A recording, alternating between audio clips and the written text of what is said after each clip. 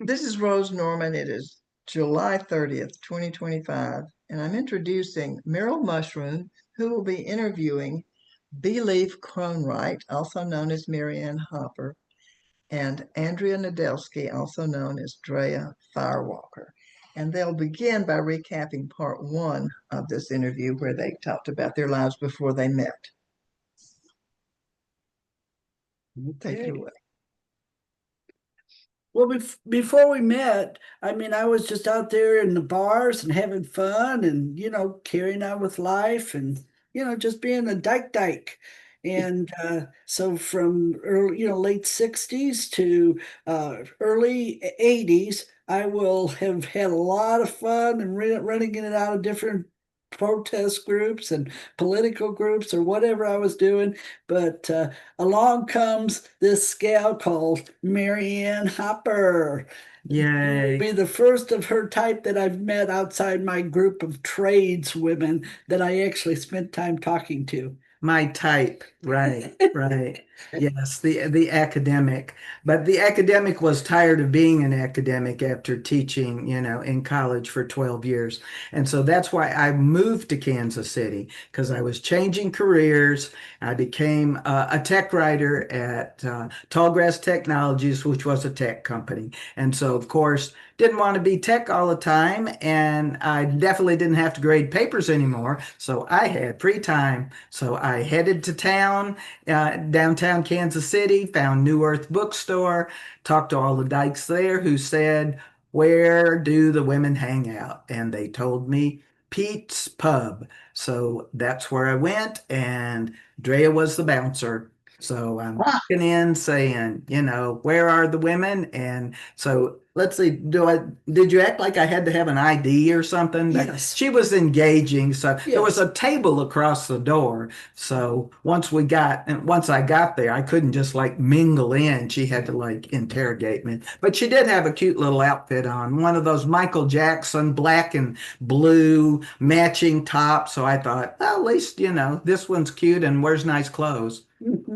Yeah, and and that was just the way we were. We held it was a pretty much a mix of blue collar and some of the professionals came, but a lot of times the academia type, when they came in and they weren't totally out, they were very cautious to come in. And so we would ask phone numbers or show us an ID because police raids still happened at Pete's.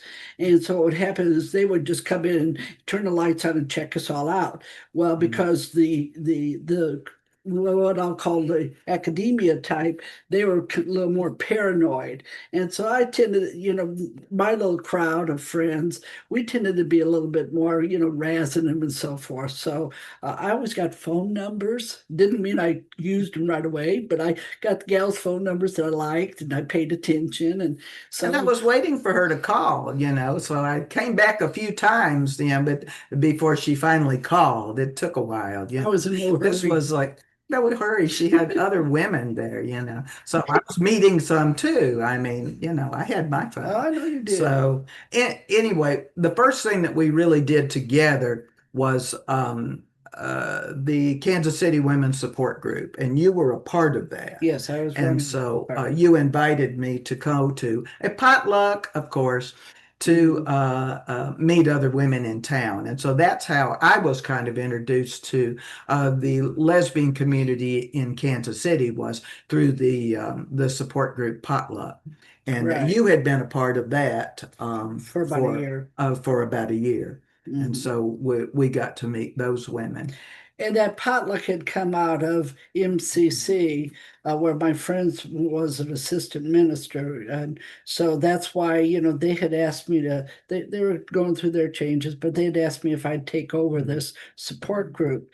And I said, sure, why not? I'll give it a try. I didn't know that much about it, but potluck sounded good. And, I had just discovered Spiral Dance, the book, and I actually was forcing myself to read it.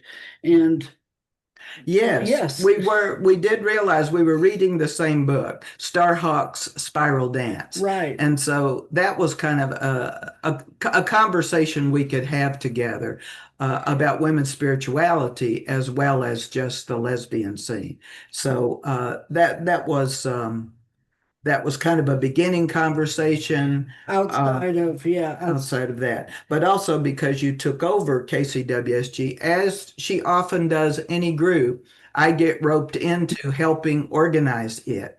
So therefore, since I was a tech writer and I had a computer, because I was just learning how to do computer files then in 1985, we started creating a newsletter that we could mail to and gather people's addresses and mail them so that the potluck could be more organized and meet once a month and figure out where to be, and then have the folding parties and the mailing parties where we would get people together to send out the newsletter. And so I started typing up the newsletter every month and printing it out on a dot matrix printer and duplicating it. And then we started sending it out. So that was our first little organizational effort together, I think. Right. It was an interesting moment because, because I was, not really wanting to get in a relationship.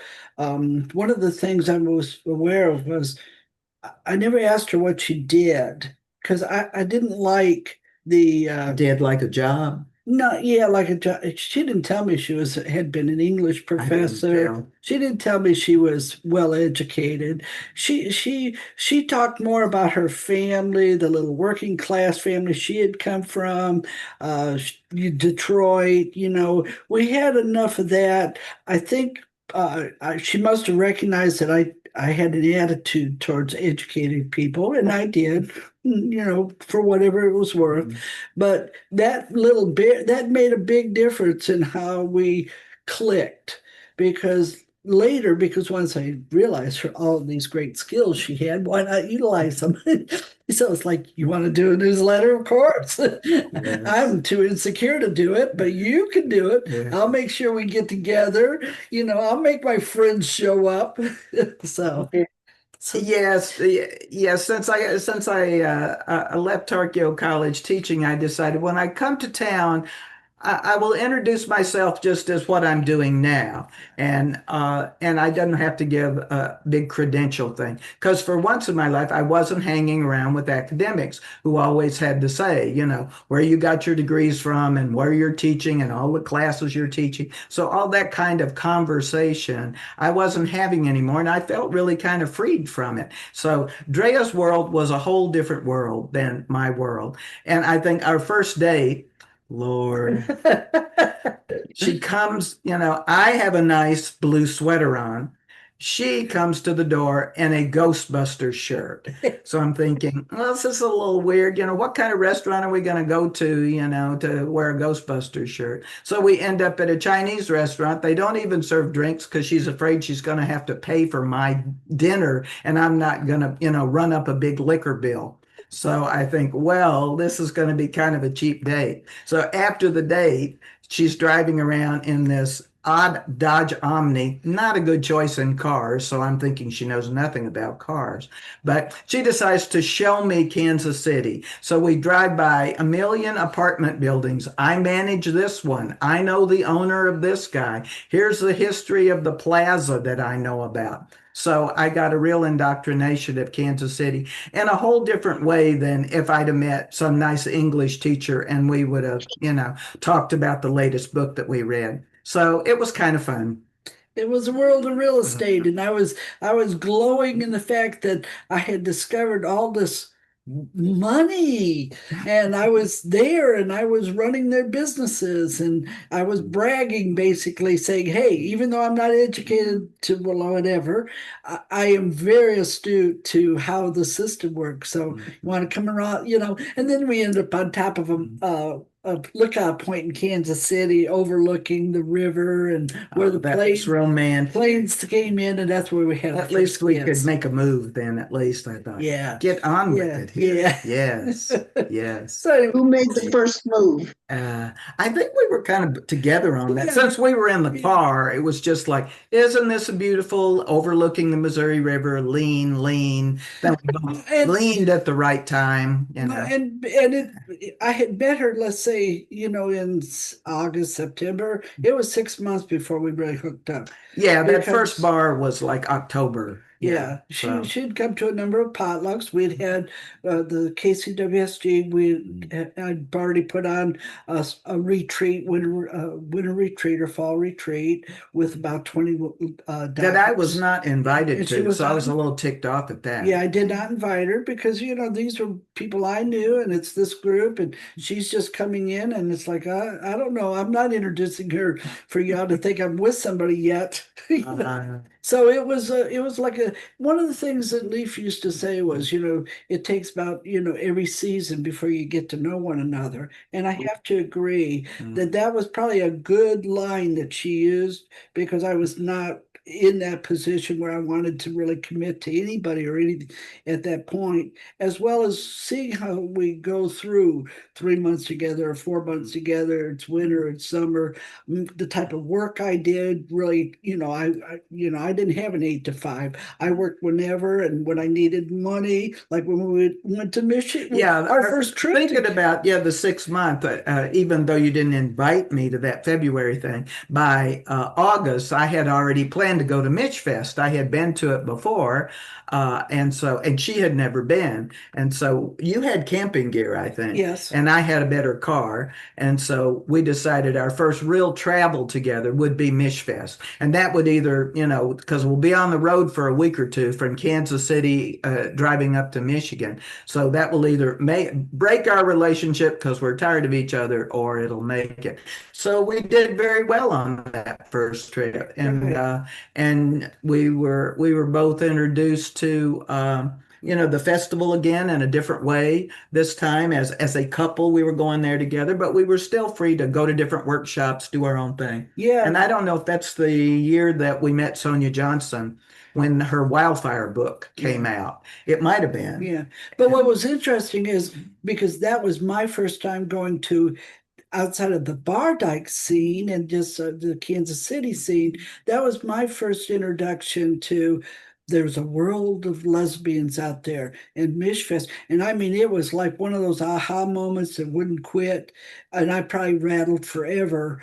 And I went to anything and everything, and I looked at anything and everything, and I was like a kid in a candy store. It was like, oh my gosh, And oh she my took her gosh. shirt off. Yeah, and I took my And I took shirt my off. shirt off, and we Yeah. took pictures. Yeah, and it was like, oh, this is good, and I can't wait to take it back to the Kansas And then City. we had a slideshow in Kansas City The, to try to educate these women to go to Mish Fest. And here we're showing all these slides of all of us there standing there without our shirts on. And they were going, whoa, this is one rowdy place. so So it was it's established our yeah, reputation already, yeah. as out of the norm. But That's what we so get. that helped make that shift into the world of we should really be promoting lesbian and dykes and festivals and causes and I mean it was just like a firestorm because Yeah. here I'd been doing all this other stuff for women and for the gay queer community. I mean, I was aware that we were prejudiced against, and we had Anita Bryant's and them, but now I had a different focus. And Sonia Johnson, that Shevolution Revolution, which triggered also because at that Mishfest I learned about all the land dyke things, and Leaf knew about she Because knew I knew Gail Gail. and Gwen. Yeah. Yeah, Mhm. and so I am about to meet as many lesbian land dykes and feminists that Yeah, get out Max there. Dashow might have been there with her film as well.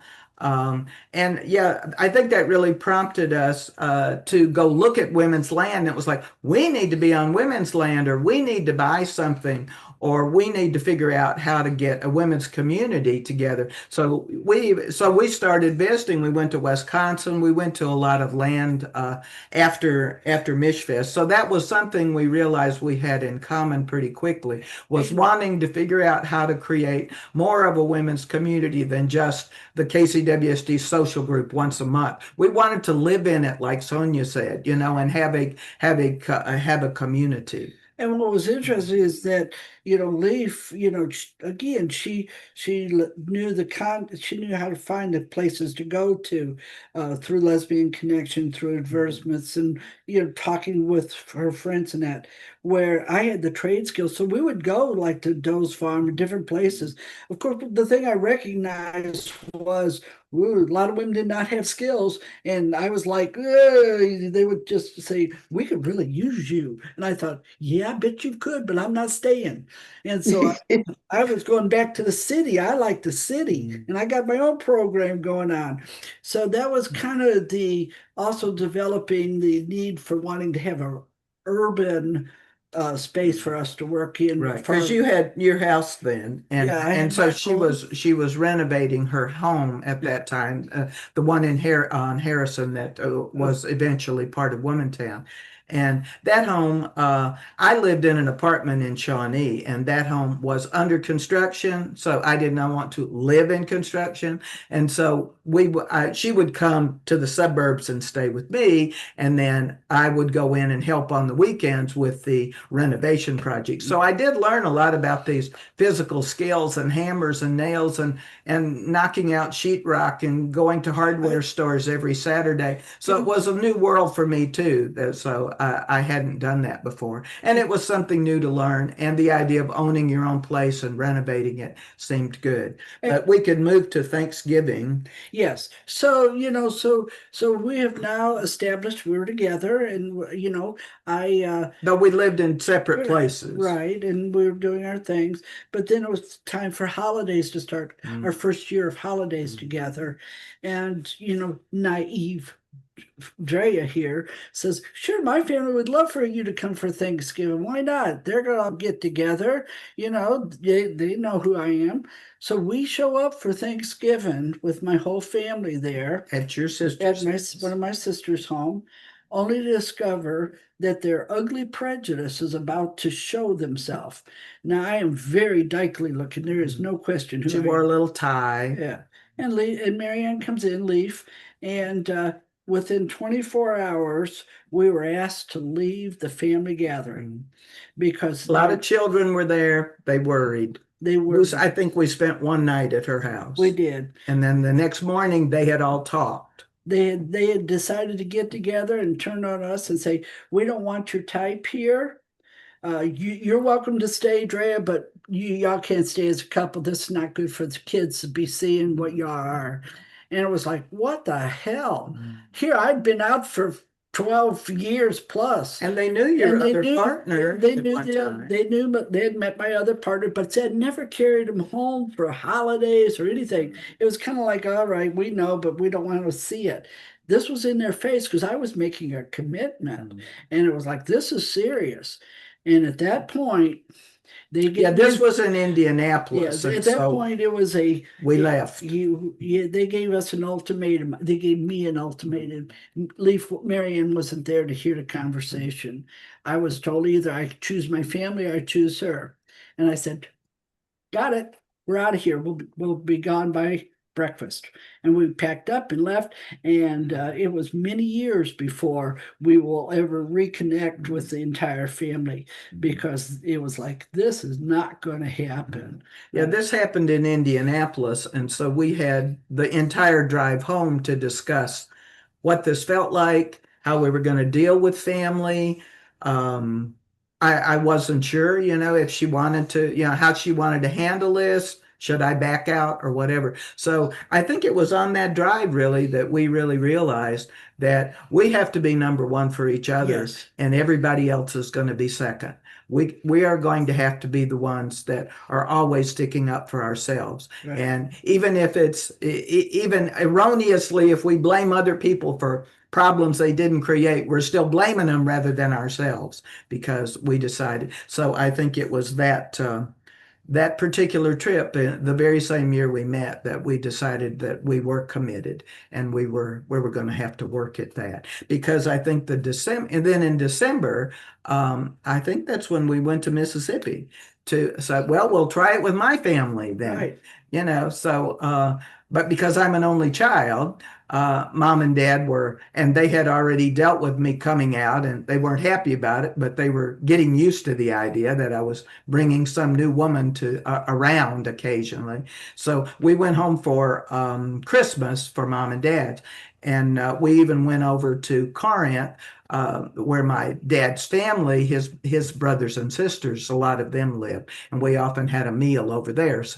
And so I brought Drea over there, and we have our picture of all of them sitting around the table, welcoming us. Mhm. And they didn't quite know what to do about it, but it was like, if this is your friend, then she is welcome here. So their little Southern hospitality was on display, and so that worked out for our family because a number of times I would come home and check on mom and dad, and we would also be going over to Corinth to see the other relatives because I was close to a lot of my aunts and uncles and cousins over there.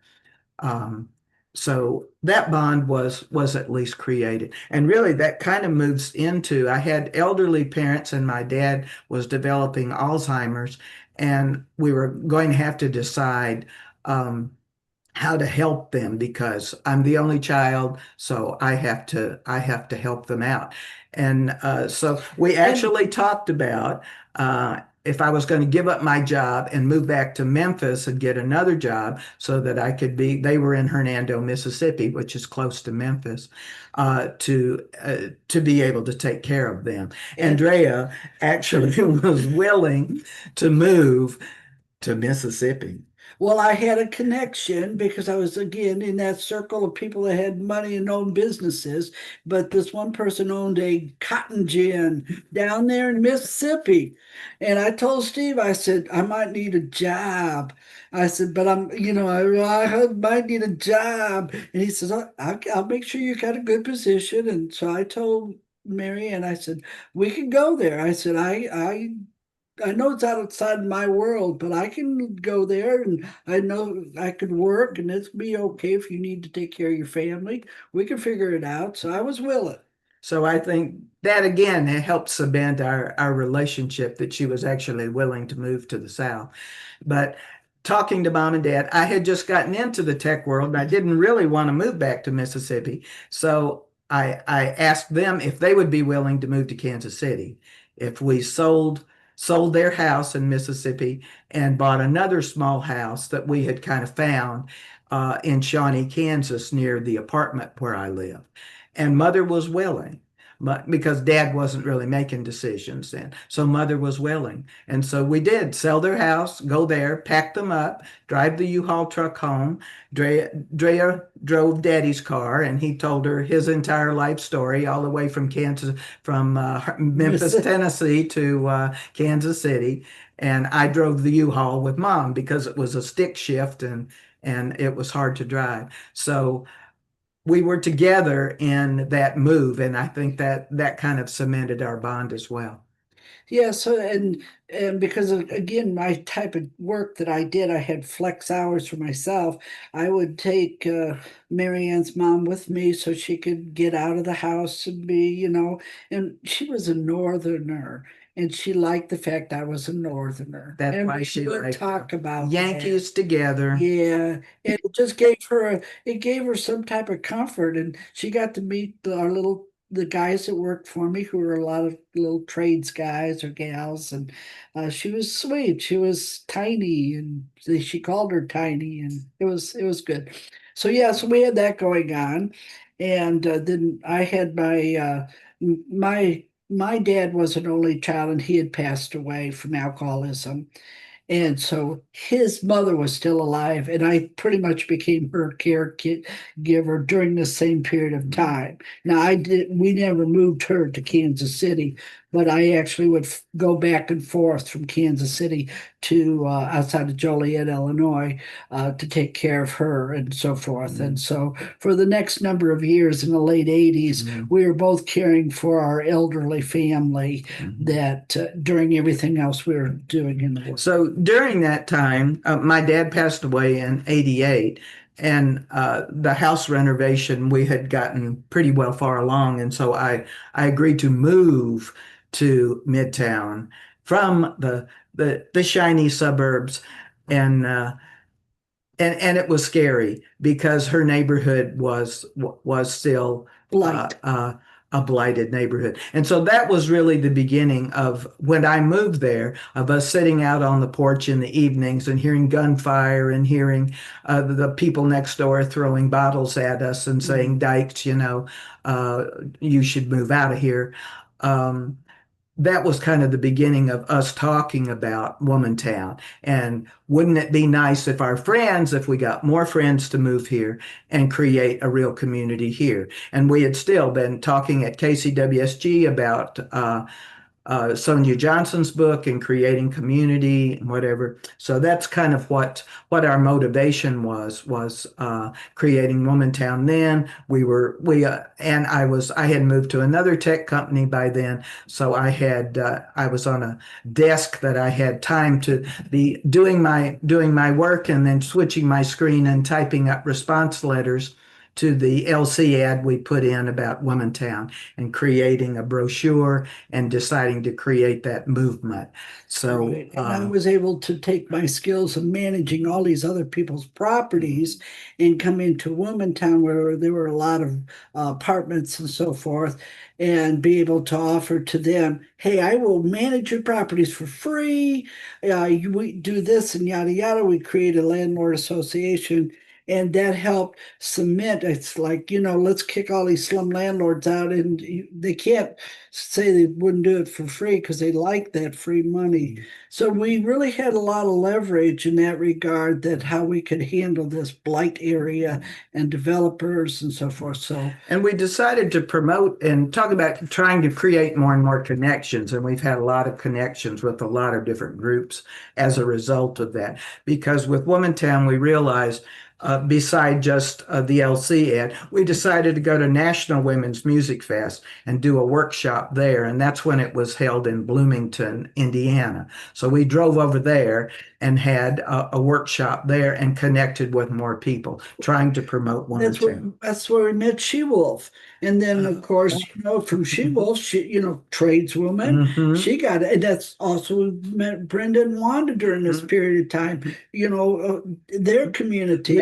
Yeah, we also had Midwest Women's Festival, Right. and Brenda and Wanda Henson came up from Mississippi, and we talked to them at Midwest, and they were creating community down there. They had their salon, and they were talking about what women's community would be like and what they had already created. So they were instrumental in inspiring us too. A lot of networking going on at the time, and we took full advantage of it, as well as being aware that it was different. The only model we had was what Sonia Johnson said we should try to do, and that was take it block by block, house by house. And I thought we could do that. And so what if we can do that? That side of me took over from the marketing and make it work, and Leaf's side of being able to control the written word and get it out there from any aspect possible. That's how we were able to create this movement that has happened. Right. So we also we also I think your 40th birthday was around then, 91. Yes. And so we went. We went in on a Libya cruise, our first Libya cruise for her to celebrate. But we were also in Florida then, so we went down to the Pagoda. So we had to check in with another women's group too to see what kind of community they were creating there as well. So we're really on the lookout for models and connections. And we met Marilyn and Irene, I think, there. Marilyn Murphy, Irene Weiss. And so we made a good connection with them.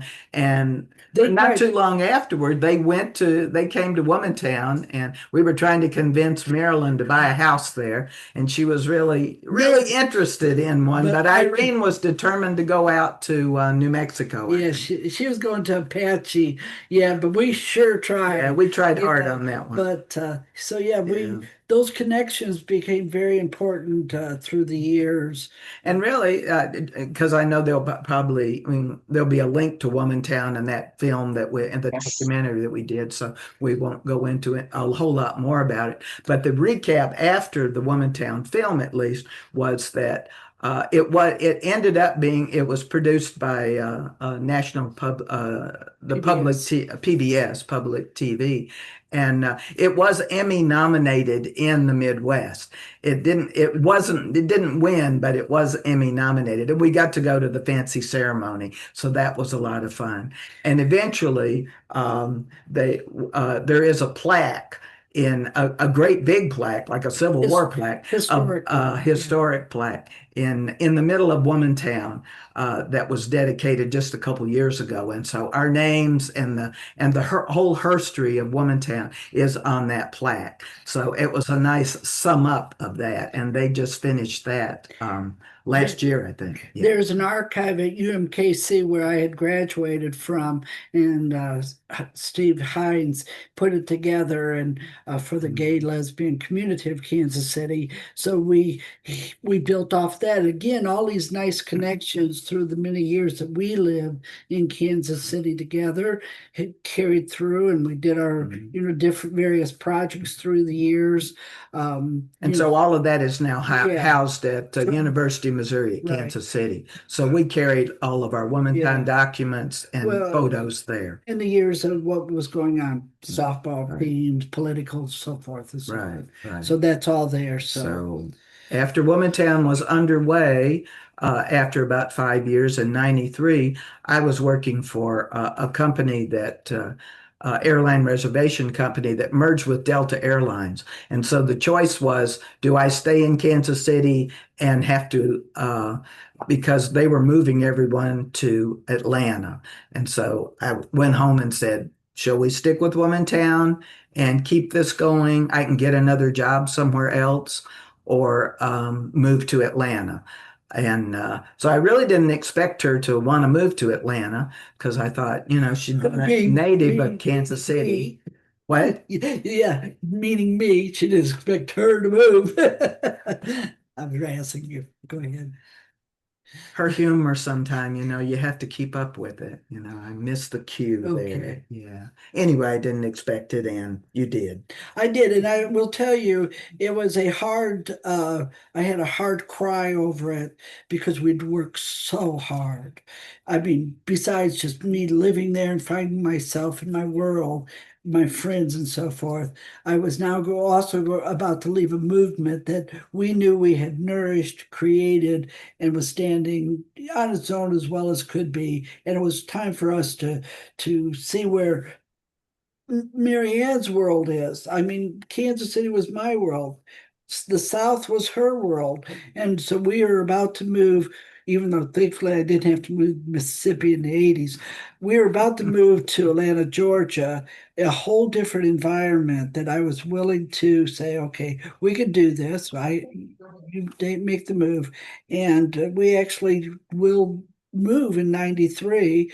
However, that being said, I did commute for a number of years back and forth to Kansas City because I still managed a lot of the apartment buildings for these people that that was still my income. Right. So yeah, and we rented our home to two lesbians for a number of years before we sold it to some gay guys. But we also had the apartment building there, and we had an apartment there. And so right next door in Womantown. So we were going back and forth and really nurturing Womantown for the next 10, 20 years. So we never really left that community. And Drea was there enough times that sometimes they didn't even realize that she had moved. It was so funny. Because I'd hang out at the local, frickin' fracks, for taco and beer.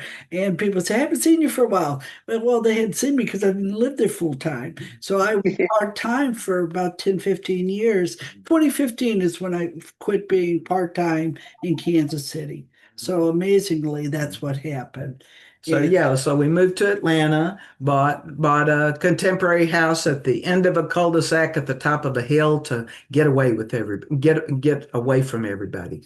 Yeah. So by doing that, we joined. We had to find other lesbians in Atlanta. So the first probably the first week or so that I was at work, a woman came over to my cube and said, maybe you would like to come to a women's business meeting downtown called Fourth Tuesday. And she and her partner were going to go. So that was hint enough for us to realize that this was a good entrance into finding women here.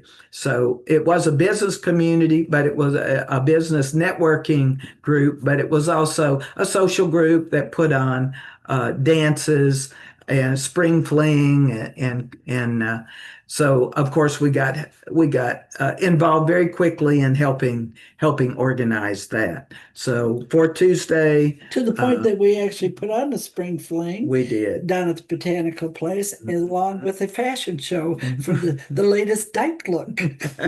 So So yeah, so we became involved in the women's community here pretty quickly. We were always, we would go downtown a lot, and try to find where the lesbians were. Their community wasn't that organized in terms of an area. We thought about trying to create Womantown 2 down there, but it was a lot of energy, a lot of effort, and we didn't have all the connections that we had in Kansas City. So and instead, we became part of a number of groups here. and I was always, I was always going back to Kansas City. If this didn't work out in Atlanta, her job and so forth, we still had the other home in Kansas City. It was like we could go back. So longevity was I was always going back. So Yeah, well, you had a number of jobs here, and I realized that I mean, when I moved here, the company moved me, and so they moved a lot of the people that I worked with. So I kind of had a business working community of friends that Drea didn't have. So I realized that made it harder for her, and so she had to commute back and forth and do different kind of jobs here until you got into real estate. yeah, at that point, then I thought, all right, I'll just go for it and I'll just sell real estate out of the trades, out of doing whatever, and I will become as told people, they called me Agent Andrea because I was going to be a different type of agent. I couldn't get hired at first because I didn't fit Right. in very well. So I ended up in the rural area with some hippie friends that I met here, and they said, "Come on, we'll find you a chair." And I will say, because I was an outsider in the rural area, I was able to kick off my real estate world.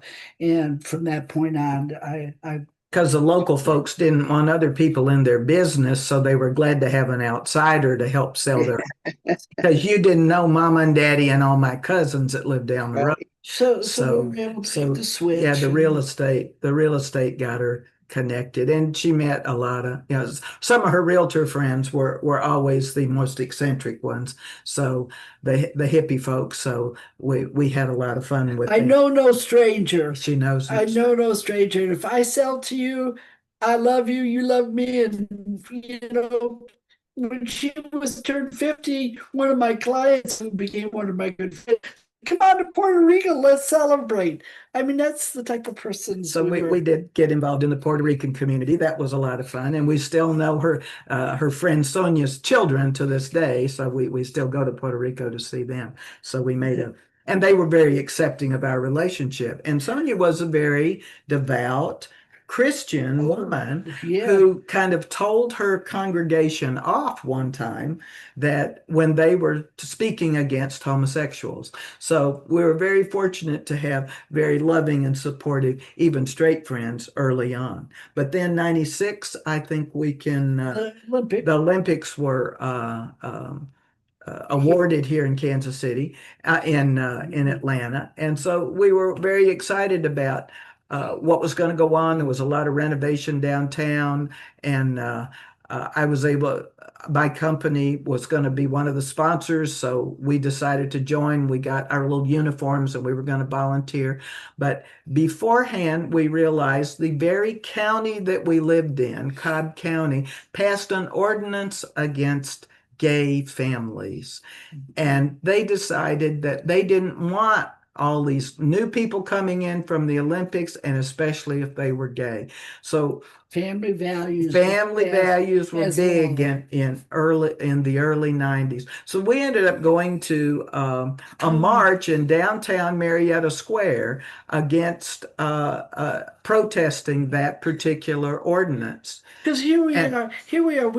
We come from Kansas City, where we fight all of the systems and blight and so forth. Now we're out here in Marietta, Georgia, with suburban, supposedly happy-go-lucky, only to find out that the pink triangle makes a good target for shooting these type of people. So here we are in the midst of now, once again, putting ourselves out there and saying, we're not going to put up with this. Cobb County, we got the Olympics, they're fighting each other, and we're down there protesting with sniper police upon the buildings to protect us. And I'm thinking, good gosh, what have we gotten ourselves into? Yes, it was very worse. I know it. I was so disappointed. It was very disappointing. But the result of it was, at least though, for our protest and many others, all the Olympic venues that were planned for Cobb County that would have brought them tons of money were pulled out. Yeah. And so Cobb County got no money from the Olympics after all, and it was all pushed back down to Fulton County and everything in Atlanta.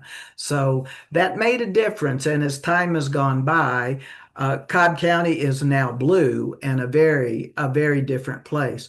But from our early days here, it was a worrisome place. But probably by the 96, 98. In 98, Drea met those women up in Cartersville, the travel agents. Yes. And two dykes running a travel agency up north of here, and they were telling us about the Gay Olympics in Amsterdam. And so they could get us in with a group and we could go there. So then we became really interested in Gay Olympics. We thought about participating, but instead we hadn't been overseas together. I think that was probably our first time. Like that, yeah. Yeah, like that. So we went to the Gay Olympics in Amsterdam. We met a woman there who you ended up selling a house in Atlanta. So always connections wherever we go. And after that, we met enough people from Australia who said, well, we're having the Gay Olympics in 4 years, come down there. So we ended up with a women's group. Robin Tyler had a travel group back then in 2002 that went to the Gay Olympics in Sydney, Australia. So that was our first travel group of just traveling with a bunch of lesbians. And that was really fun. And as a result of it, we kept thinking, well, a lot of the travel that we do, let's do it with other women. It was a lot more fun. And so I found another travel group called Sights and Soul Travel. And we're still connected with them today. They're a great travel group of women, and we went to, and that they really got us on our trek of traveling the world, going to South Africa, going to China, going to Ireland. Because Leaf, Marianne, retired in 2004. 2004. She retired because we had done well enough in the world of real estate and there were transitions in the company. That was the buyout time of you're old and you've been here long enough, and we'll give you a buyout if you'll leave. And so it's like, well, we can leave. We're in our 50s and we've got lots more lesbians to find in the world. So now we'll have more time to do it. Yeah, and that's part of not a different journey of. So yeah, the one festival I'd been reading about in LC for the longest time was Woman Gathering up in Scranton, Pennsylvania. in the Poconos Mountains. And so we said, well, now that we have time, this will be the summer to travel and find other women's festivals. And Where Women Gather was a kickoff from League Latin that had done Camp Fest. So it was a lesbian woman who was running this, and but she wanted a spiritual side of it, a goddess side. Thinking of full circle, remember we did spiral dancing when we first met in the 80s. And so that little piece was there that we were still interested in, but we hadn't done much with the spiritual side of goddesses or the woman, or And so Sappho. yeah, Sappho Marset was there, and then we had a sacred fire. We met a lot of women. We didn't know anybody when we got there, and we met a lot of women there that Lots of dykes. lots of dykes as usual, but dykes do all the work and they start things, and then some of the straight women come and join. But they were mostly Wiccans and Pagan. also pagan, looking for a safe place also, and so we met a lot of those women and continue to be friends with them to this day for some of them. And we had our croning there. I don't know if it was that year or Yes, I a think few years afterward we were that 52. yeah, that we were introduced to what a croning ceremony was, and changing your name and changing. We kind of needed a new definition. We didn't really want to tell people retire, because then when people ask you if you tell them you retired, they want to know retired from what, and then you have to recount your past history. So it's better to just say, I'm recreating and this is what I'm doing now. We are writers, we are travelers, we are artists. And that was our definition. So I didn't have to go through the tech world. I didn't need to talk about that anymore, or the teaching world. And so that's why the croning really made a difference to me. And changing my name was changing who I wanted to be from then on in the 50s, besides career person. That's when she became Believe Cronewrite, right. And I became Drea Firewalker. That was in 2004. That's when we embraced the new us, the new creative. Right. We are now going to be different in that regard. We met Isadora Leidenfrost then, a young woman who had made a lot of interesting films. She had made a Green Tara film, and then she was working on a red tent film. And then we were introduced to what a red tent really was, because they had dedicated a whole building at Woman Gathering to the red tent. Right. So I think it was by 2010, we actually ended up the spirit of Women Gathering, because Where Women Gathering was dissolving, retiring out, and we said we could be a bridge and we could help keep it going. So we chose to produce that particular festival all the way up in the Northlands of the Pocono Mountains. But with that came even a stronger emphasis of the red tent that we embraced. Right. Yes. Organizer Drea decided we could produce this festival, and producing a festival of 300 of 300 or 400 women, renting a very expensive camp. We had spreadsheets and charts on all of our walls, and a lot of organization. It was like Womantown 2 in terms of organizing for about 6 months. And fortunately, a lot of the women who'd been going to Woman Gathering were supportive and helped make it happen, because we really loved that festival. We loved meeting the women there, a whole other culture in the Northeast. And the organizer was ready to let it go, and there was no one to step up. And so we did create Spirit of Woman Gathering. Isadora Leidenfrost, our young friend, helped create a website for us and help promote it. And at that time, she was filming her movie, the Red Tent movie. And so she used that festival to interview a lot of the people for her movie. So we can find you a link for that movie that's still out there today. Which also springboarded us into broader part of the goddess world, which Mhm. resulted in us going to some of the festivals out in California and stuff, where we got to meet Z Budapest and, reminisce us. Max Dashow was out there Yeah, I too. Yeah. mean, the people we've got to crisscross because of it has just been fabulous beyond belief. I feel like we have so many mentors, and even though we do our own thing, we hope we're mentoring well enough.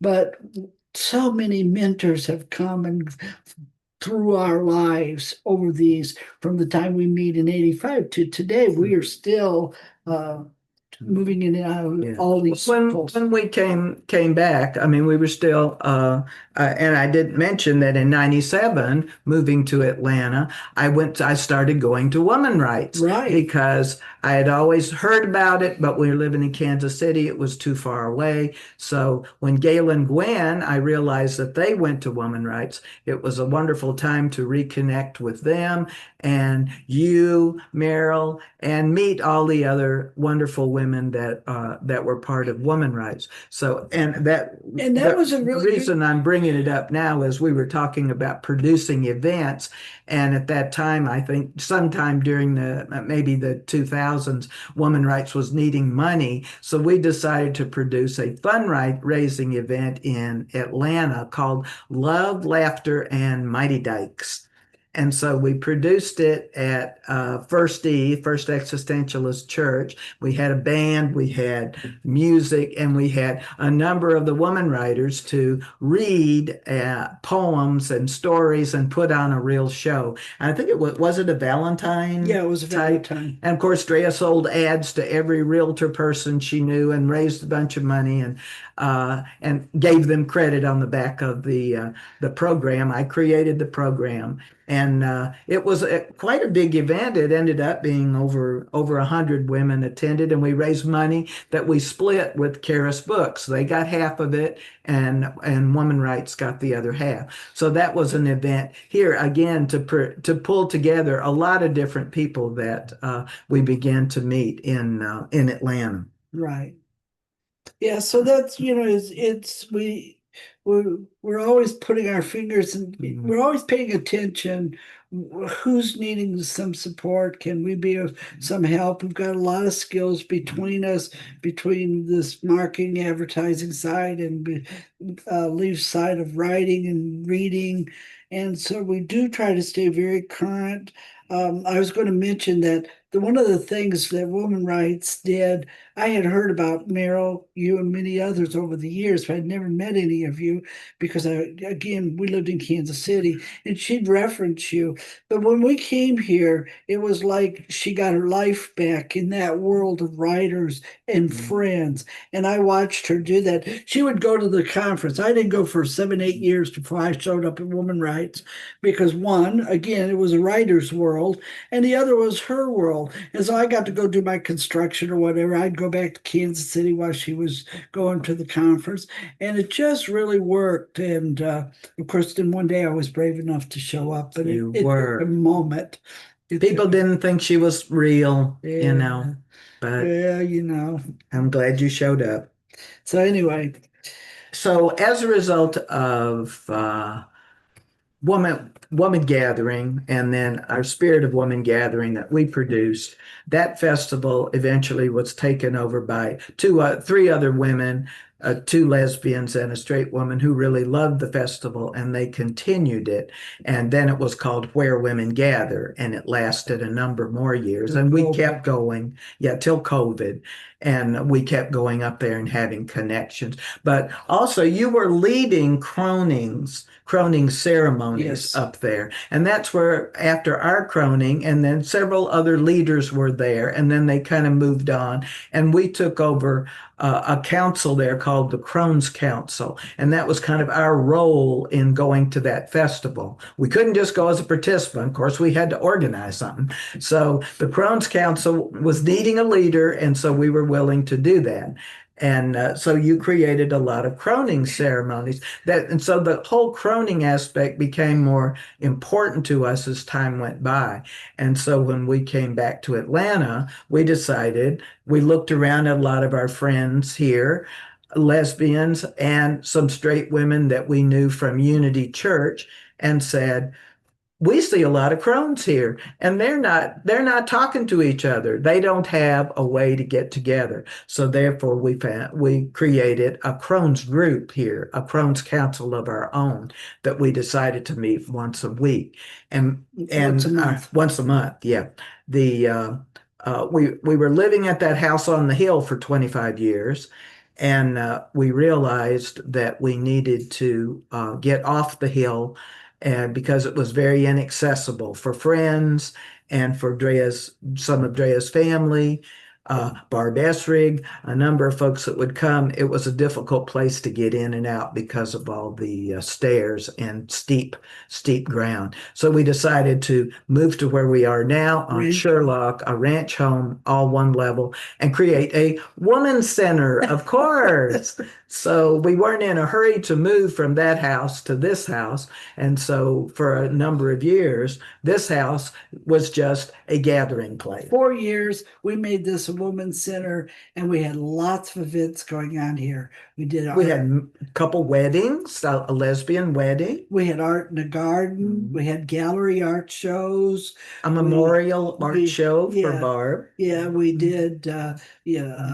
Just that whatever women wanted, we were available. It's like, come on, we got this place. So many women talked about if we just had somewhere to go, we could paint, we could teach. So we had a friend who did murals. I said, come over and paint on these walls and teach people how to do a mural. And we had a library. People contributed a lot of books. And we said, well, only women, only feminist books, only women's books. So we were really trying to get them focused on what it felt like to be in a women's center. We even set up a red tent. We took one room and totally made it a red tent. And so there was a part of our group that had filtered in through all of this, that it was compassionate friends, women who had lost children to death. And so we were very, very aware of that. So that was another whole little support group that came into our support group, and the red tent fit into that. And so we made a red tent for that special grieving space. Right. And about that time, I think Isadora's film, the Red Tent movie, was finished, and she was traveling around the country. So we said, well, of course, we will organize an event for you. And so we produced, we just kind of took over the Unity Church. So that's a pretty liberal kind of group of people that didn't know anything about red tents. And we said, we can put a great fundraiser in here for Unity. You can make a little money, but we can have our friend Isadora come and show this movie. And so we got catering, we sold tickets, we put tables up down in the basement after every church service. We had 250 women show up for that event. Straight women's, lesbians, whoever, but only women. Even the minister was a guy that time, I think. There's been several. And we said, your wife can come, but you can't come. And it was a really successful event. And as a result of that event, more people were more interested in what the red tent was and the language of crones and goddesses. Yes, and we are now the Hagalicious crones. Yes, we are. And what's interesting, we are not members of Unity. We go to Unity. And that's one of the things we recognize through our years. We do a lot of things because it's our dream. It's what we want to do. We don't need to join and become members of somebody else's, project. We'll support you. We'll gladly do whatever you need. But we recognize that we're not joiners in the sense of we're going to join and take a vow that we'll be your member forever and ever. But it's kind of fun. Well, we did realize that, I think, even talking about Womantown, that it was our dream. Yes. And it wasn't other people's dream. They would join and be a part of it, but it was our dream, which means we had the most energy and we had the most that we cared about it more than anyone else who came. They took advantage of it. They enjoyed it. They participated to the degree they wanted to. Everyone was free to do that. But to make it really happen and stay on top of things, it has to be your dream. So we realized that even with producing festivals, the festival in Pennsylvania, I mean, it was Lee's dream when she started it. We enjoyed it. We loved it. We produced it one year, but it wasn't totally our dream. We kept it going so that someone else who cared about it would do it. So the croning, though, became something important to us, and it Yes. was our dream. So we decided to create the Crohn's group here that started when we moved in 2011. We started it then. Mhm. Yeah. I thought that was drumming. No, No, that was Crohn's group. So as a result, we have about 125 on the mailing list for the Crohn's group here, and we meet once a month and have women talk about what's important to them, not about their families, not about their grandchildren, not about other people. It's really all about them. Our last meeting, we talked about what is each person curious about still in your old age? What are you doing? And then a lot of people brought things, paintings, art, books, calligraphy. They're things that they're still interested in to show that women, even at an older age, still have a very vibrant life. We don't want to become invisible. And the thing about Leaf and I both is we recognize that we're very out lesbians. And it's amazing how many people, it's almost they gravitate to us, which is great, but we want them to embrace the fact that we're just dykes. And it's interesting to watch how they interact with their families, and other dykes come out, and it is still going on today. We use Jean Shinoda Boland's The Million Circle and Crohn's Don't Whine, those two books, and Goddesses and Older Women. Now she's a straight woman, I guess, but the truth is that Million Circle concept, and she's been out writing books before she was a crone, and now she's an older crone. It's just like, yeah, this is good. I mean, The power of women in circle and the energy that can create from that can expand into other kinds of circles. And like our Crone circle, even part of that is the djembe drum group, because we have a drum group now that meets 7 years every Thursday downstairs in our house, because if we create a place and we care about it, then we can make sure it still happens. We have women who care about it the most and are the most dedicated have been coming for that 7 years. Others come and go. We invite anybody who wants to join, but once they realize the effort and the commitment to it, some stay and a lot drift on. And we're just aware of the things that we enjoy. We want to keep going. And what it's led to is we discovered the drum camp up in Canada. Yes. And in Canada, this is our 4th year going. There again, 250 women at the drum camp this year. And of course, Lesbian started it 25 years ago. And they're excited to see women from Atlanta, lesbians, drive that far, committed to go up there to do drumming and just be supportive. They support us, we support them. And during all that, which is here again, like to me, in my world, it's a full circle. Like Karen was up there this year, who we met a couple of years ago, who saw the film Woman Town in Paducah, when it was shown there. And she says, well, let's get it shown over at London, Canada. So we're hoping to go London, Canada. And when we do, we hope the drums people from Canada come over to watch it. Drea's trying to organize, of course. Of course, I can't help But myself. yes, there is a lesbian film festival in London, Ontario that's been going on quite a while. Barb Van Helsington goes to it a number of times, and she asked if Womantown was playing there yet. So That was this year. So we have a connection there. So we hope we get the film shown there. So on the way back, the Ontario Women's Drum Camp has been wonderful. We've met a lot of wonderful dykes from mostly Canada and Michigan up that way, that now we feel like we're really a part of it again, and a part of a different community, because you have to go a few years for people to see you, recognize you, and realize that you really care about what they care about.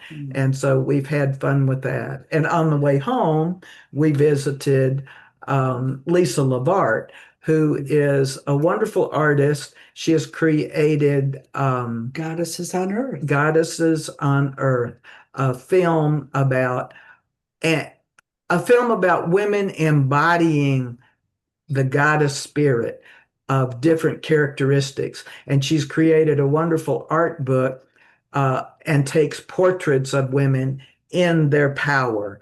And so she is and of course, when she did a film about her artwork.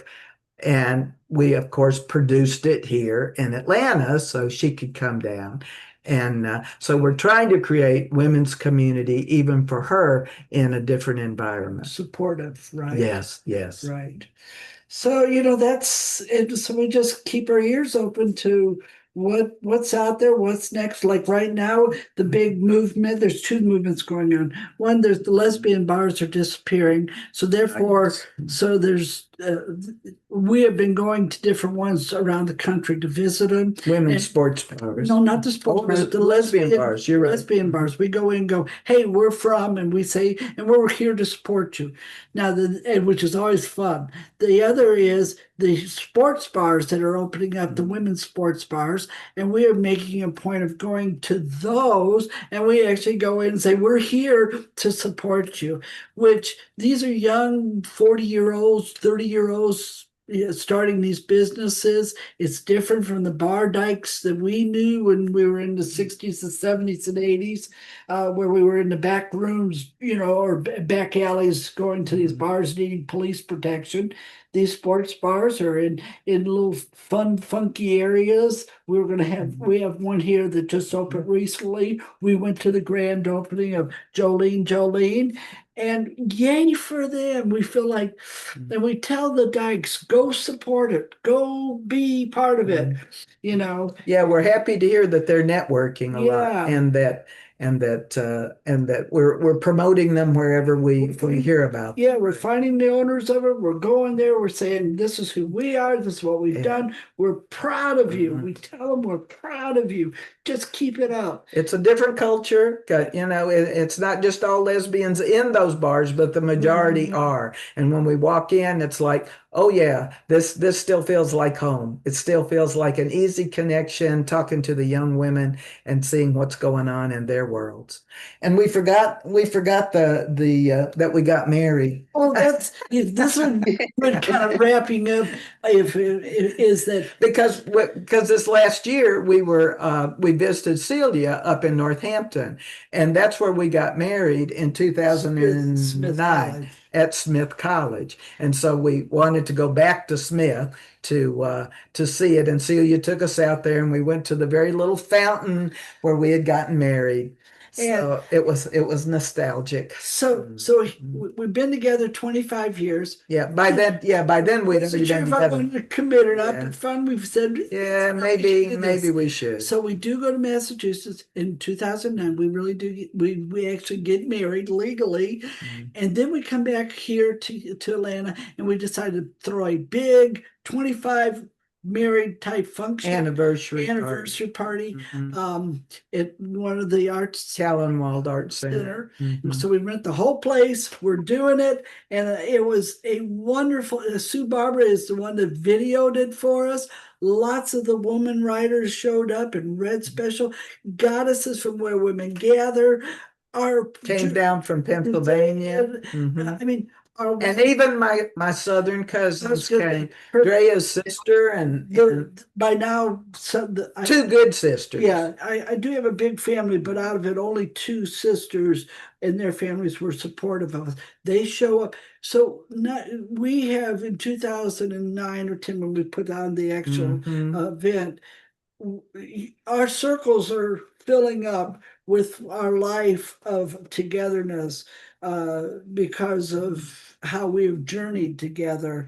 And it really showed in this in that anniversary party. Yeah, so many people together that would have never known each other in any other life. And it was I mean, we had people calling in directions, and we had people serving wine, and it was just it was what it was, and we And felt, people read and sang and we had a big circle, I you know, know. at the You end. remember, It was a I delight. think it was Corky that sang, Mm. you know, or Mm. Beth, and I mean, it was just a wonder. It's maybe we'll do that for our, maybe, you We've know, already done 40th. yeah, maybe we'll We do didn't. it. Maybe we'll do it for our.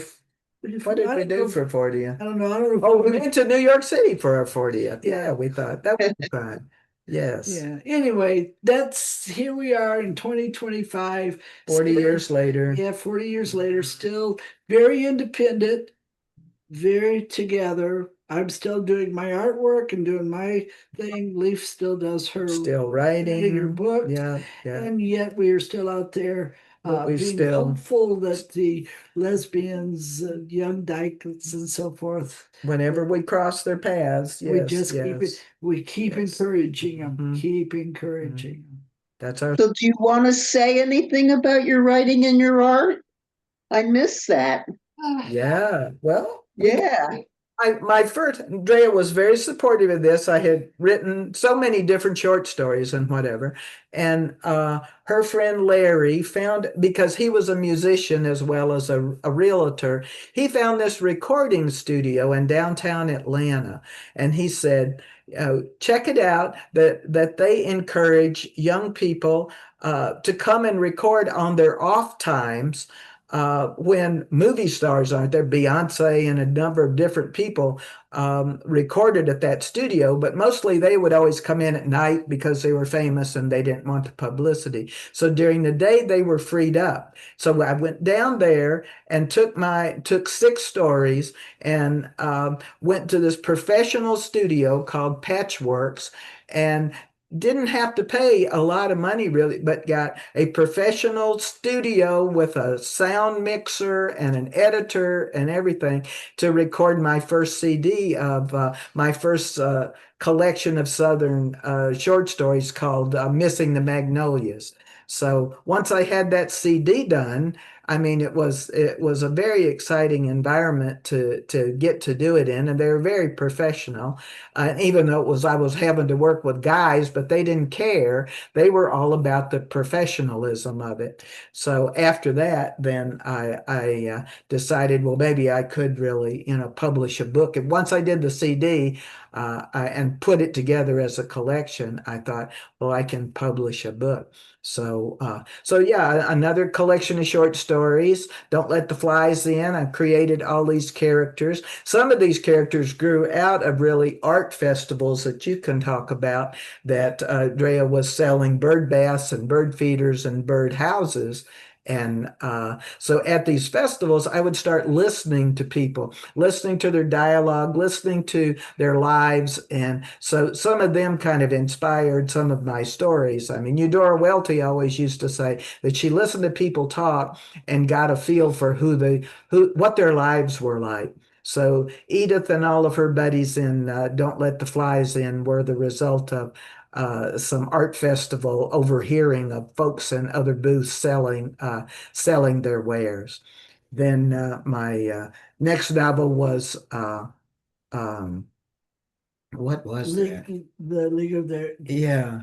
A Lineage of Deception. Yeah. So part of Southern Stories, I created a novel of part of Edith's friends, and I wondered who all of her neighbors were, and so I created a number of stories to create the novel A Lineage of Deception. and when you're just getting ready to wrap up, And the of the one, young well, couple, yeah, lesbians, yeah, yeah. Well, the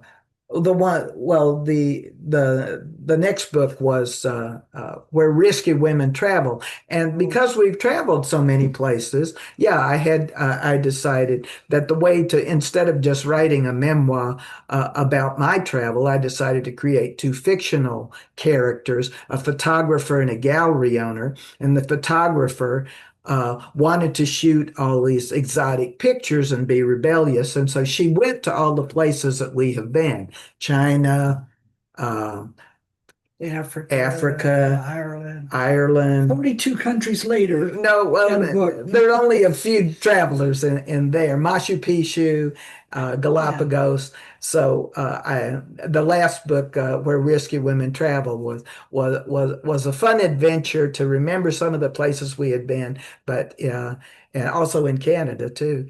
But to do it in a fictional way. Yeah, the one I'm working on now is Tiffany, and it's a young adult novel, and she was introduced in in a lineage of deception as an adopted girl, and so I tried to imagine the life of an adopted girl from her point of view and searching for her family, and so that one should be out early next year. So that's what I'm working on now, and then the hippie farm for all those folks that live at a hippie farm named the Roost will be coming out after that. So that's been my adventures the last 10 years or so. So that's how Leaf has created herself, recreated, is being an author, a novelist. And I love it because people, when you say she's an author, they go, ooh, and it is kind of fun to watch. But then what I did was I recreated myself. I still do my real estate because I love real estate, but I recreated myself in the world of blown glass and glass objects. And I do bird feeders, one of a kind, all in glass. I'm a Chihuahua-holic. I follow Chihuahua's work. I've met Chihuahua, got the opportunity. Leaf set it up, and I was tickled to meet. And he kind of said blessings to the type of glass work I do. And I've done a number of festivals around the country, and mainly down in Florida and that, but up here in Atlanta. I've won awards for the type of work I do, which is really neat because the awards I've won is before the creativity of what I do, as opposed to, oh well, she just does bird baths and bird feeders. But it is it keeps my creativity going. So between that and the crone rituals that I still do today, our last big croning was Last year. And at that one, besides doing croning for middle the 70-ish age group, we also did elder croning celebration, which I am now incorporating beyond just croning. We're honoring our elders because there's a number of women over 80 in our Crohn's group as well.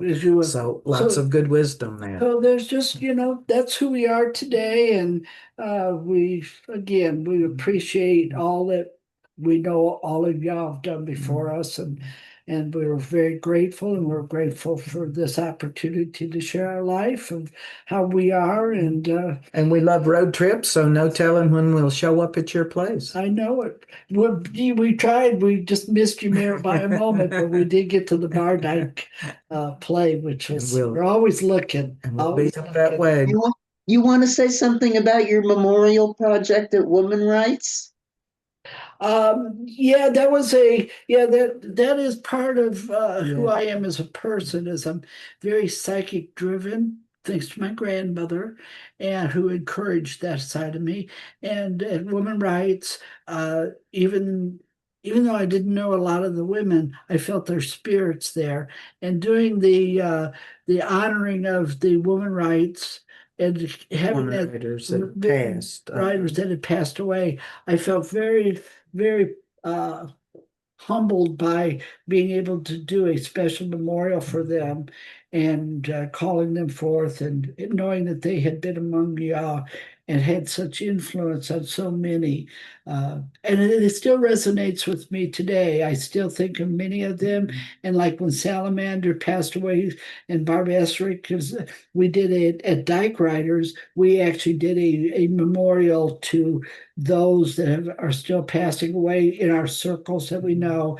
And I still am very honored to be able to set up rituals around that to say, here's who we are, who we still are, even though we've passed from this life to the next. So I feel that is part of who I am. Even today, I'm still doing ritual services. Yeah. adds a lot to the writers' events by bringing art and creativity and a spiritual aspect to the gathering and creating kind of a meditative space for writers to think about their art and their writing as well and be inspired. So it's a We could link that to the article in Sinister Wisdom about that, your yes, whole story there with the photos. And we can also link it to our new tribute section on yes. the website honoring the women who have passed. There's so many now.